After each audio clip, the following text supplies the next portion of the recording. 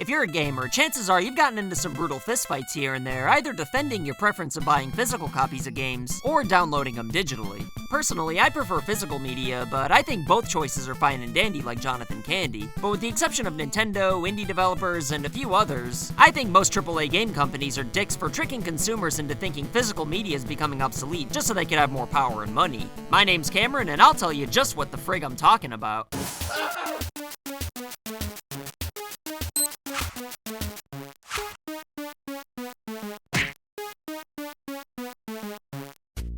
Okay, so ever since the Pilgrims invented video games in 1872, technology sure has come a long way. We went from having 8 bits on the NES to 65 bits on the Xbox One X, which, along with various other improvements, really brings a tear to my ass to see how far my favorite pastimes come. But one thing that's making gaming worse these days also happens to be the thing that makes it better than ever, and that would be the internet. Don't get me wrong, it's great for things like competitive online multiplayer, downloading extra content to games, and even downloading full games altogether, eliminating the need to get our fat and/or cute little asses off our couches just to play the latest Bubsy adventures. If you download full games, then you don't have to change discs or cartridges out anymore, plus your parents or legal guardians won't whoop your candy ass for leaving your gaming collection scattered about. However, downloading games digitally also means you can't return, sell, or trade them at any point. But the cons to digital gaming aren't the negative side of the internet I was talking about, since digital games are optional for major releases and make smaller releases possible in the first place when publishers don't have the money for retail. So even if you hate digital games, you can always buy physicals instead. That's what I would say. But the problem is you can't really do that in most cases nowadays, seeing as how most AAA video games require massive day one patches that are mandatory more often than not. If you don't download these updates, then a lot of games are either missing features or just straight up unplayable, meaning that more and more physical copies are becoming digital downloads with arbitrary cases, which defeats the whole purpose of owning physical games in the first place and makes people wonder why gaming doesn't just go digital altogether. But physical games have more value and gives consumers power as long as they're done right. It's just that physical games are being given less and less care by developers, and I seriously think it's on purpose. But nobody seems to care. If we don't nip this problem in the bud soon, then physical media is gonna disappear before we know it. And people are gonna say things like,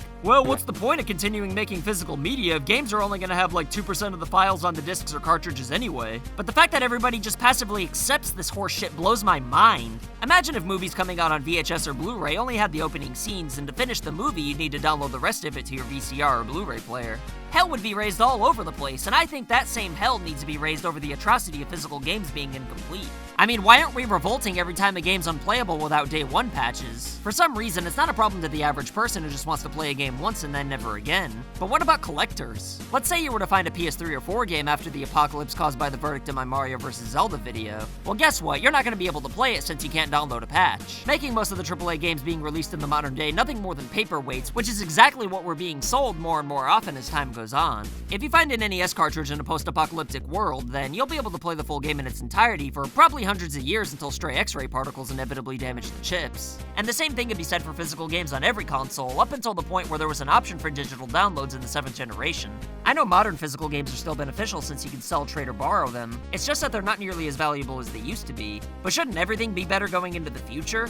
Imagine the next generation of consoles having better graphics in 69K with revolutionary new features like allowing you to smell what's going on in games. However, it's gonna be in black and white for some reason. Don't you think everyone would be pissed if that was announced? Of course they would, and rightfully so. So why is the laziness and/or stinginess of physical games not being finished acceptable in 2018? One of the main complaints of the Xbox One's original DRM policies was that you required an internet connection to play games. And I know you don't constantly need to be on the internet to download patches, so it's not the same thing Microsoft tried implementing, but there are times where you might not have an internet connection. Have you ever been to a random shitty town like Carthage, Tennessee? The internet's so bad there that video rental stores still exist, since Netflix can't exactly run smoothly. What are people in these towns supposed to do when they buy a game with only 5% of the first level being on the disc? When Tony Hawk's Pro Skater 5 came out, I just moved and I couldn't download the day one update since I didn't have the internet yet. And if you thought that game sucked eggs with the update, try playing without it. Massive day one patches for games that are meant to be played online like Overwatch are obviously fine, since you're not going to be able to play those in a post-apocalyptic world anyway. But we need to stop accepting the abuse of something as wonderful as the internet by so many gaming devs. Once upon a time, games weren't sent out to retailers until they were actually finished. It's a crazy concept, I know, but this is where being stubborn and ass backwards with the internet actually benefits Nintendo, who are the only major developers that I know of who actually put their full games onto physical media still. There are still day one updates and patches, but the file sizes of these downloads are even smaller than my mom's dick. So Nintendo's day one downloads can't be a case of anything more than a few tweaks here and there to make games and ass hair better, as opposed to there being a large portion of their games being missing from the cartridges. And believe me, I'm not just blindly defending Nintendo because I like their games so much, but putting finished games on physical media in their entirety should be common sense. And I'm glad Nintendo and indie developers know not to let that part of the past go. Rather than yanking people's rights to sell games away from them, Nintendo's policy is to make games people won't want to sell in the first place. And that's not just a quote that sounds nice. If you're into collecting retro games, then you already know that Nintendo stuff's usually worth the most, since people have trouble parting with it thanks to the extra polish. Which is probably why Switch collecting itself's a popular hobby. As stingy as Nintendo can be with certain things like having their games featured in YouTube videos, they seem rather ignorant and resistant to the idea of people needing to download games digitally when they buy physical copies. Everybody's mad at Nintendo for not including more storage on the Switch, since 32GB isn't enough for too many day one patches, but I think it's absolutely fine if all you're using it for is to download full games. I go into more detail about that in another video that I'll link in the description and end slate though. Developers who thought Nintendo would let them get away with making fake physical copies got this shitty little logo slapped on the box to let people know that it's essentially gonna be a box of shit at some point. Box of shit! It's like when registered sex offenders need to wear hats so people know to stay away from them. I don't think AAA developers are too keen on not being able to get away with their usual tomfoolery on the Switch, which is why I think they're trying to get everybody to blame the problem on Nintendo not adding more storage. But personally, I think it's great Nintendo's letting us know which physical copies aren't even real. To be fair though, Nintendo needs to make their higher capacity cartridges cheaper so devs aren't against using the 32GB cards when need be. But bigger cartridges costing a little bit more isn't a good excuse to use smaller cartridges and leave most of the game off of it. And it makes even less sense that supposedly developers are getting mad at Nintendo for delaying the 64GB cartridges another year. But why would N-Dog be in a rush to release those when a game like LA Noire that's 29GB requires a massive day one download when the full game could have fit on a 32GB cartridge? That game even gave us a Switch tax, so I don't know what Rockstar's excuse is. But if they give us GTA 5 on the go, then I guess we could call it even. I know that game's over 50GB on other consoles, so if 64GB cards aren't available, then under these circumstances, I don't see a problem with people downloading a part of the game, even if it is most of it. But other than ambitious games that can't fit and competitive online games, I'll never understand the laziness of day one patches fixing major problems for incomplete games like in Sonic Forces, which nobody got early review copies of since the game wasn't ready. Don't get me wrong, I thought Sonic Forces was fun, but don't release a game unless it's at least 99% playable without a patch. I know Sega's a big corporation, and in their eyes, delaying games could result in less profit, but they need to stop devaluing their games because they're paranoid and just wait a little bit longer before manufacturing physical copies. Sending games out for distribution before they're finished is on par with finishing your homework as the teacher's going around to collect it, which I've done many times, but I was the only one who was affected by it, so frig off. Besides, in most cases, it's actually shittier for developers to do this since they're the ones setting their own deadlines in the first place. If your game's not going to be ready till the release date, then why not just move the release date up a few weeks and send physical copies out whenever the original date was? It'd be a lot cooler to wait a little bit longer for games that'll be ready when you buy them physically. And don't lie to me and say this can't be done, because this is how it's always been done before the internet enabled developers to be lazy. If AAA companies are worried about physical games being resold and just want to make games digitally, then that's fine. I don't like it, but at least it's not shady. But don't lie and tell us that physical copies have the advertised games on them when they don't. I mean, some games are taken off online stores for various reasons, meaning that if you don't get them when they're available, you'll probably never be able to play them again. So digital only would suck for collecting and for the sake of preservation, but at least games only having digital versions wouldn't be shady like selling us physical copies where you have to download the game anyway. Ideally, physical media is going to stick around, and hopefully people wouldn't even support a console without physical games, since doing so would result in consumers losing power that we'd never get back.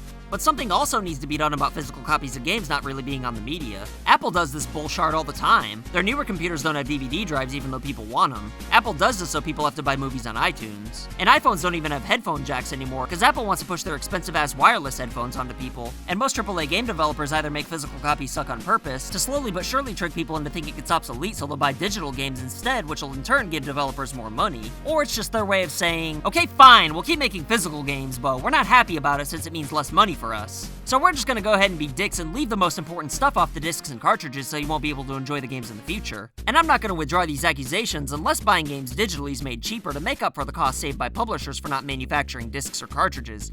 Every time you buy a game, what happens when you first put that disc in? You have to either download a patch or an update. So if Microsoft, Sony, or Nintendo ever go out of business and you have this physical copy of the game, that means you could play it forever. Do you think you could really play it forever? No, you can't. Because if you don't have access to those patches or those updates, at best, all you have on that disc or that cartridge is a gimped version of the game. So if you're looking to buy physical games simply because you want to have it as kind of like a time capsule, meaning that you always have access to that game, that's really not true anymore, man. Those days are long gone. No, Mr. Tech USA, it's not supposed to be like this in the first place. We the consumers just let things get way out of hand. So let's all band together and march to every big AAA developer who makes us download games despite having physical copies. I'm here at 2K Sports in Pyongyang, North Korea to give them a piece of my ass.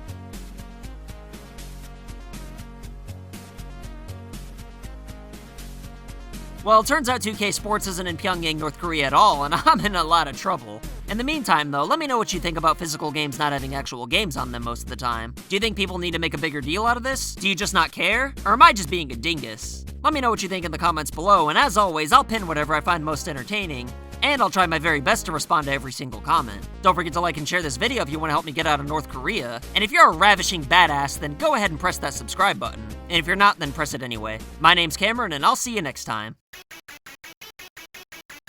So I want to say thank you to your loyalty, thank you for your support.